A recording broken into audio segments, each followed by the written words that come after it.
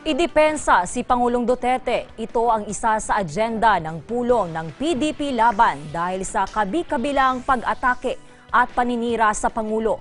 Si Mean Corvera sa report. Pinulong na ng Partido Demokratiko Pilipino Lakas ng Bayan o PDP laban ang mga miyembro nito para hilingin na ipagtanggol si Pangulong Rodrigo Duterte. Sa harap ito ng sunod-sunod na pag-atake at paninira laban sa Pangulo na siyang chairman ng partido. Ayon kay PDP Laban President at Senate President Aquilino Pimentel, ginawa niyang apela sa isinagawang membership seminar ng partido na dinaluhan ng mga kongresista, mga gobernador at mga councilor. Hiniling niya raw sa mga ito na magpakita ng suporta at ipakita ang pagkakaisa ng partido sa mga programang isinusulong ng administrasyon. Pero inamin ni Pimentel na hindi natalakay sa pulong ang impeachment case na inihain laban sa Pangulo ng grupong Magdalo. Wala rin anya silang pinag-usapang magiging posisyon o party stand sa isyu ng napipintong paghain naman ng impeachment complaint laban kay Vice President Leni Robredo. Nauna nang nagbanta si House Speaker Pantaleon Alvarez at ilang grupo ng mga abogado na itutuloy pa rin ang paghain ng reklamo laban kay Robredo sa kabila ng ginagawang pagpigil ng Pangulo. Paglilinaw ni Pimentel, hindi nila dinidiktahan ang sinumang miyembro sa isyu ng impeachment. Wala rin anya siyang balak na kausapin pa si Alvarez dahil may sarili naman itong desisyon at pag-iisip.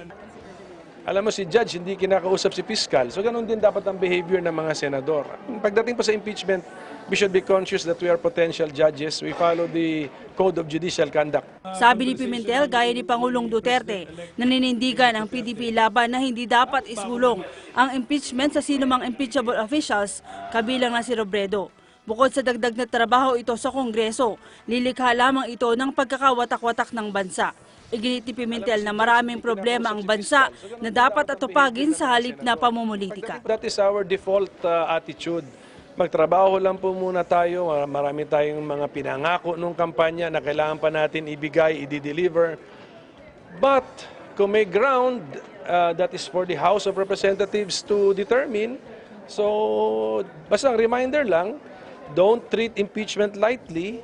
It's a very serious allegation, very serious charge, and with very serious effects. Matatanggal po sa office ang isang high-ranking government official. So dapat serious kayo dyan. Kung hindi kayo kumbinsido sa ground, don't file it. Nanindigan naman ang Liberal Party na walang batayan para kasuhan si Robredo. Sa isang statement, iginiit ni LP President Francis Pangilinan na ang pagpuna o pagtutol sa ilang mga patakaran ng gobyerno ay hindi maituturing na destabilisasyon. Bahagi lang anya ito ng check and balance na kabilang sa sinumpaang tungkulin ng isang mambabatas sa isang bansang may umiiral na demokrasya. Para sa Eagle News, Mean Corvera, IM1 with 25.